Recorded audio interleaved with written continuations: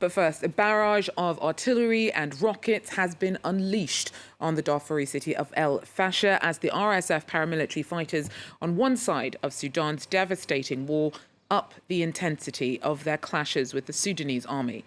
For at least 3 days, the capital of North Darfur has been hit by the RSF's offensive as it tries to consolidate its hold on the entire region, and its civilians suffering the most. Densely populated neighbourhoods of the city are being bombarded, and residents from eastern and northern neighbourhoods, particularly around the Abu Shouk camp, are fleeing in droves. Our regional correspondent tells us more. Fighting has been escalating in Fasher, the last remaining major city in Sudan's eastern region of Darfur, not under the control of the paramilitary rapid support forces who've been fighting Sudan's army. On Friday alone, 27 people were killed and 130 people were injured in clashes between both sides. Bombs also fell near a pediatric hospital in the city, killing 2 children, and hundreds of thousands of civilians were caught in the crossfire. Now, the city of Fasher has been besieged by the paramilitary rapid support forces for months now.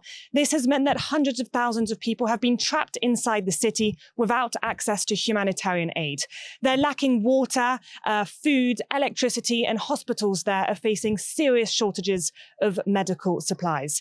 The UN has said that the fighting has created a disaster on top of a disaster. The situation in Fasher was already dire. Hundreds of thousands of people had fled conflict in other parts of the Darfur region and had found refuge in camps for displaced people on the outskirts of the city, but they're no longer safe in those camps now either.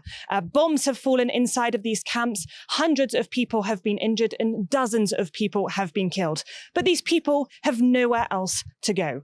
The UN has warned that the situation is only going to get worse as both the army and the paramilitary rapid support forces have strengthened their bases around Fasher, and both sides are as determined as each other to capture the strategic city.